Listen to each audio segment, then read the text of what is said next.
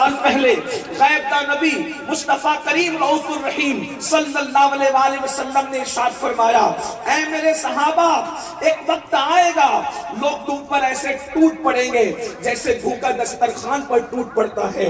اللہ اکبر، جب کسی کو بھوک لگتی ہے تو بھوکا کیسے دسترخوان پر ٹوٹ پڑتا ہے؟ اگر آپ کو اس کا اندازہ کرنا ہو تو شاید پروگرام کے بعد آپ لنگر شریف میں جا کر کے اندازہ کر سکتے ہیں۔ اللہ اکبر، کہ بھوکے دسترخوان پر کیسے ٹوٹتے ہیں، اور صرف ٹوٹ نہیں پڑتے بلکہ جب کوئی رسول اللہ یہ وہن کیا ہے تو اللہ کے حبیب علیہ السلام نے فرمایا دو چیزیں تمہیں وہن کا شکار کر دے گی، حب الدنیا وکراہیت الموت، دنیا کی محبت اور موت سے نفرت تمہیں بزدل کر دے گی۔ جب تمہارے اندر دو چیزیں پیدا ہو جائے، دنیا کی محبت اور موت سے نفرت، سمجھ لینا وہن پیدا ہو گیا، اور جب وہن پیدا ہو جائے گا تو دنیا تمہارے اوپر ایسے ٹوٹ پڑے گی جیسے بھوکا دسترخوان پہ ٹوٹ پڑتا ہے۔ میں آپ سے پوچھنا چاہتا ہوں، عشق مصطفیٰ کا دعویٰ کرنے والوں، مجھے بتاؤ کہ آج ہمارے دلوں میں دنیا کی محبت نہیں؟ کیا آج ہمارے دلوں میں دنیا کا پیار نہیں؟ کون مرنا چاہتا ہے؟ جنت میں سب جانا چاہتے ہیں، لیکن مرنا کون چاہتا ہے؟ رسول اللہ کا دیدار سب کرنا چاہتے ہیں، مرنا کون چاہتا ہے؟ موت کا عنوان لے لو تو لوگ ایک ایک کر کے کھسکنا شروع ہو جاتے ہیں، پتہ نہیں مولانا کس موڈ میں ہے، سب کو مارنا چاہتے ہیں۔ یاد رکھنا، آج یہ میں اب آپ کو بتاؤں، حقیقت میں موت کو لوگوں نے سمجھا ہی نہیں، اسی لیے موت سے کراہیت کرتے ہیں، موت سے نفرت کرتے ہیں۔ بس میں آج ایک بات مکمل کروں گا مختصر میں کہ مومن کی موت کیا ہے۔ اب تک جو تم نے سنا ہے کہ مرنے وقت یہ ہوتا ہے، یہ ہوتا ہے، وہ بھی حق ہے، لیکن کچھ اور بھی ہوتا ہے۔ آئیے اگر مومن کی موت پتہ چل جائے تو مومن بن کر کے مر کے دیکھو، یہ کروڑوں زندگیاں اس موت پہ قربان ہے جسے موت مومن کی موت کہتے ہیں۔ یہ مومن کی موت کیا ہے؟ آئیے بخاری شریف کتاب الزہد کی حدیث پاک کا وہ آخری ٹکڑا مومن کی موت کے بارے میں، مگر مومن سن لو کون ہے۔ ایک بات کہوں، مومن کسے کہتے ہیں؟ ایک جملے میں کہوں، مسلمان وہ ہے جو اسلام میں داخل ہو جائے، مسلمان وہ ہے جو اسلام میں داخل ہو جائے، اور مومن وہ ہے جس میں اسلام داخل ہو جائے۔ مسلمان وہ ہے جو اسلام میں داخل ہو جائے، اور مومن وہ ہے جس میں اسلام داخل ہو جائے۔ اس کو دیکھو تو اسلام نظر آئے، اٹھتا ہوا دیکھو تو اسلام نظر آئے، بیٹھتا ہوا دیکھو تو اسلام نظر آئے، چلتا ہوا دیکھو تو اسلام نظر آئے، مسکراتا ہوا دیکھو تو اسلام نظر آئے۔ اللہ اکبر، اگر ایک جملے میں بیان کر دوں کہ چلتا پھرتا اسلام اگر کس کو دیکھ کر کے نظر آتا تھا تو ایک جملے میں کہہ سکتا ہوں، تمہارے پیر سید ساجد میاں کو تم نے دیکھا ہوگا، ان کو دیکھ کر کے تم کو چلتے پھرتے تصویر اسلام نظر آتی ہوگی۔ مومن وہ ہے جس میں اسلام داخل ہو جائے۔ ہم تو اسلام میں داخل ہو کر مسلمان ہو گئے ہیں، مومن کب بنو گے؟ اسلام پسند تو ہوئے ہو، اسلام پسند تو ہوئے ہو، اسلام پابند کب بنو گے؟ مومن کی موت کیا ہے؟ سن لو، مومن کی موت کسے کہتے ہیں؟ مومن کی موت کتاب الزہد بخاری شریف کی حدیث کا وہ آخری ٹکڑا جو بار بار ہم اپنے جلسوں میں سنتے ہیں، اللہ فرماتا ہے میں اس کے ہاتھ ہو جاتا ہوں، اس کے پیر ہو جاتا ہوں، اس کی آنکھ، یہ آپ سنتے ہیں۔ اس حدیث کا آخری ٹکڑا یہ ہے، حدیث قدسی ہے، اللہ فرماتا ہے مجھے کسی کام کے کرنے میں تردد نہیں ہوتا۔ سن لیں مومن کی موت کیا ہے۔ اللہ فرماتے ہیں مجھے کسی کام کے کرنے میں تردد نہیں ہوتا۔ تردد کسے کہتے ہیں؟ میں اس کو اللہ کے لیے ابھی بیان نہیں کر رہا ہوں، لیکن ہم اپنی زبان میں تردد کہتے ہیں، ملانے کے لیے نہیں، ابھی اس سے ہٹ کر کہہ رہا ہوں۔ تردد کسے کہتے ہیں؟ آپ کہہ رہے تھے سردی بہت ہے، تردد ہو رہا ہے کہ جلسے میں جائیں یا نہ جائیں، سفر لمبا ہے، سفر لمبا ہے کہ چہلم شریف پہ شرکت کریں یا نہ کریں، محفل ٹھنڈی ہو گئی ہے، سلیم میاں کو تردد ہو رہا ہے امین القادری کو مائک دے یا نہ دے، یعنی کسی کام کے کرنے یا نہ کرنے کی کیفیت کو تردد کہتے ہیں۔ اس انسان فیصلہ نہ کر سکے، لیکن ہم اللہ کے لیے یہ نہیں کہتے کیونکہ ہمارا پورا مسلک بھی ادب ہے اور پورا مذہب بھی ادب ہے. مگر آپ سمجھ چکے ہوں گے ملانے کے لیے اللہ فرماتا ہے، خود فرماتا ہے کہ مجھے کسی کام کے کرنے میں تردد نہیں ہوتا. اگر اس کو سمجھانے کے لیے کہیں تو یہ کہہ سکتے ہیں وہ رات کو دن میں بدل دیتا ہے، تردد نہیں ہوتا.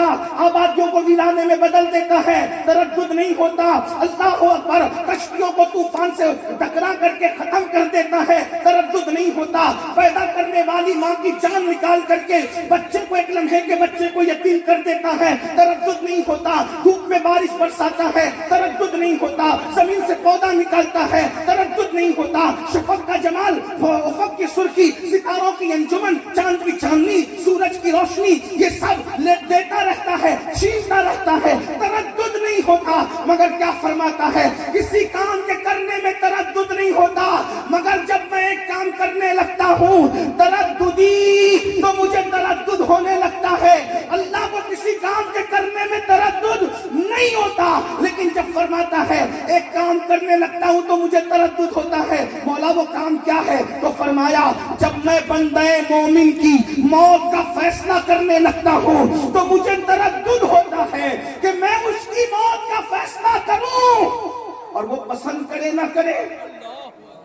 یہ مومن کی موت ہے، مومن کی موت ہے. موت مومن کے وقت قدرت فرما رہی ہے مجھے تردد ہوتا ہے. پھر مولا تو کرتا کیا ہے؟ کیا کرتا ہے؟ تو فرماتا ہے میں اس کے پاس اپنے فرشتوں کو بھیجتا ہوں. یعنی تم عرس کا میلہ بعد میں لگاتے ہو، اس کے پاس فرشتوں کا میلہ پہلے لگتا ہے. ہاں، سردی کے اس موسم میں صابر پاک کی زمین پر بیٹھنے والوں کو نہیں کہہ سکتا کہ اس پہ سبحان اللہ بولو، لیکن اتنا ضرور کہہ سکتا ہوں کہ سردی کتنی ہو، عشق صابر کبھی دل کو ٹھنڈا نہیں ہونے دیتا. اس لیے کہ عشق کی آگ تو جہنم کی آگ کو بھی بجھا سکتی ہے. اے عشق تیرے صدقے جلنے سے چھٹے سستے، جو آگ بجھا دے گی وہ آگ لگائی ہے. نعرہ تکبیر، نعرہ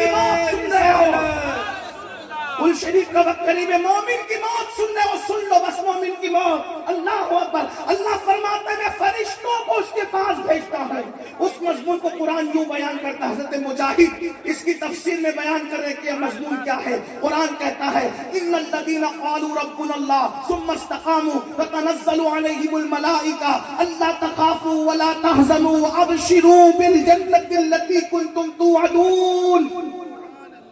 جن لوگوں نے کہا بے شک ہمارا رب اللہ ہے، ثم استقاموا، اور وہ دین پہ ڈٹ گئے، شریعت پر ڈٹ گئے. قبرستان میں چرس اور بھنگ پینے والے صوفی نہیں ہیں، دین پر ڈٹنے والے صوفی ہیں. شریعت کا مذاق اڑانے والے صوفی نہیں ہیں، شریعت پر ڈٹ جانے والے صوفی ہیں. ہوا میں اڑنے والے کو ولی ہر ایک کو نہیں کہا جا سکتا، مگر شریعت پر چلنے والے کو ولی قرآن کہتا نظر آ رہا ہے. ثم استقاموا، وقت ہوتا تو ثم استقاموا کی تفسیر بیان کی جاتی، اس کا وقت نہیں، لیکن سنیں ثم استقاموا، جو دین پہ ڈٹ گئے، خدا کو ایک مان کے دین پہ ڈٹ گئے. ابھی تو ہمیں یہ بھی نہیں پتا کہ خدا کے بارے میں عقیدہ کیا ہونا چاہیے، تو ڈٹیں گے کبھی اس عقیدے پر.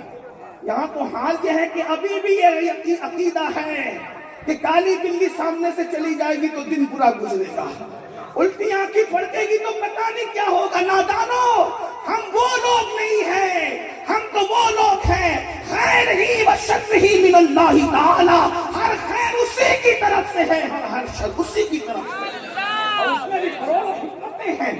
عقیدہ توحید، عقیدہ اسلام، عقیدہ رسالت پہ ڈٹ جاؤ، اس کی الگ تفسیر. تو قرآن کیا کہتا ہے؟ تتنزل علیہم الملائکہ. یہ عربی زبان کی خوبصورتی ہے. میں علماء کی معلومات میں کوئی اضافہ نہیں کر رہا ہوں، آپ کی دعا لینا چاہتا ہوں. عربی زبان کی خوبصورتی کہ ہر زبان میں واحد ہے اور جمع ہے اور قصہ ختم ہے. یہ عربی زبان کا حسن ہے، یہاں واحد ہے، تسنیہ ہے، جمع قلت ہے، جمع کثرت ہے نا. یہ عربی زبان کا حسن ہے، واحد جمع کا قصہ ختم نہیں ہوتا. واحد ایک کو کہتے ہیں، تسنیہ دو کو کہتے ہیں، جمع قلت 3 سے شروع ہو کر 9 پر ختم ہو جاتی ہے، اور جمع کثرت 10 سے شروع ہو کر اس کی کوئی حد نہیں ہوتی۔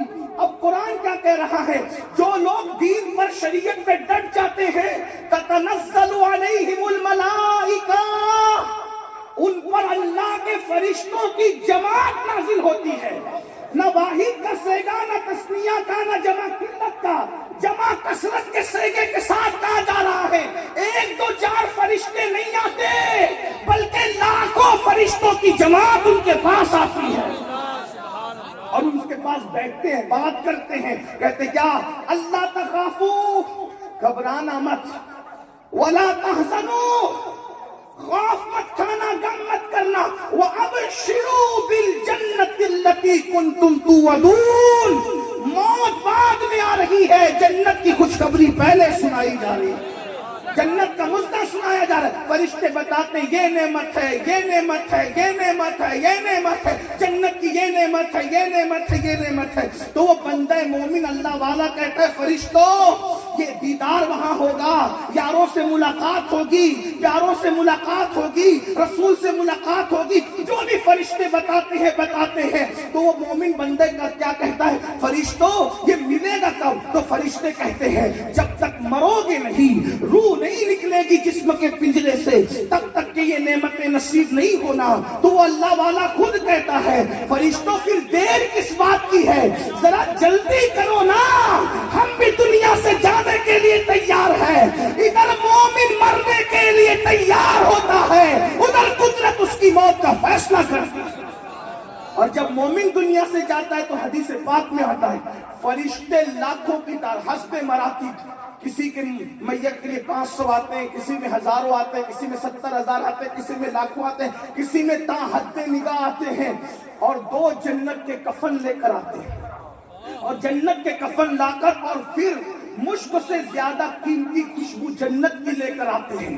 حدیث پاک میں آتا ہے اس خوشبو وہ زمین سے اٹھتی ہے، آسمان کے فرشتے محسوس کرتے کہتے ہیں آپ زمین سے کیسی خوشبو اٹھ رہی ہے؟ تو کہا جاتا ہے کسی مومن کی روح کے لیے یہ جنت کی خوشبو لائی گئی ہے۔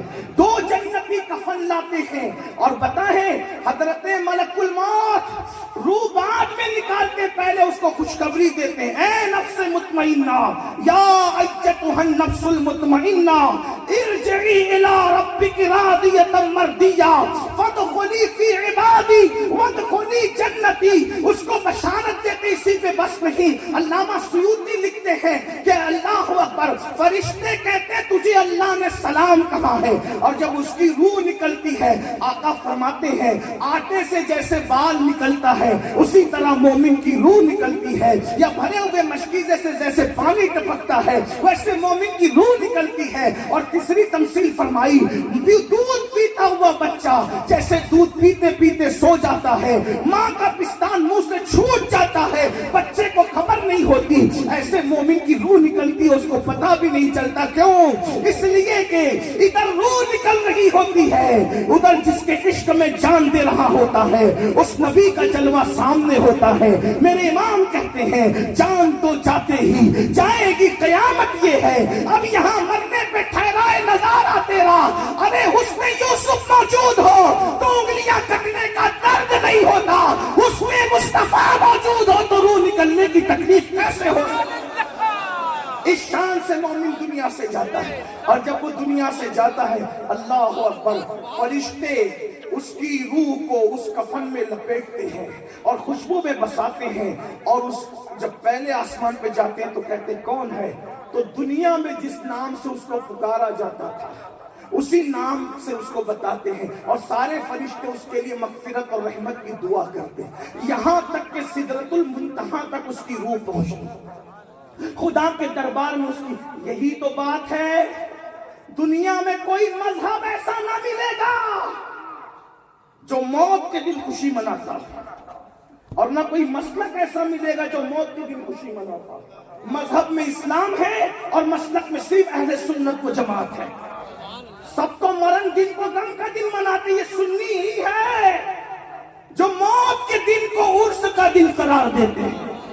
وجہ کس کا مر کے کہاں گیا یہ وہ جانے، جو ہمارے ہوتے ہیں وہ خدا کا وصال پانے کا شرف حاصل کرتے ہیں۔ اسی لیے تو ہم کہتے ہیں، بڑے مزے میں کہتے ہیں، سنیوں اگر نبی سے وفا کی ہے اور سچے مومن بنے ہو تو جتنی خوشی مدینے جانے میں ہے اس سے زیادہ خوشی مر جانے میں ہے، کیونکہ مدینے جاؤ تو گنبد نظر آتا ہے اور مر جاؤ تو گنبد والا نظر آتا ہے۔ یقین تو پیدا کرو۔ اور پھر میرے آقا نے صلاۃ و تسلیم فرماتے ہیں، جب مومن کو اس کی قبر میں رکھا جاتا ہے تو فرشتے آتے ہیں، ام المومنین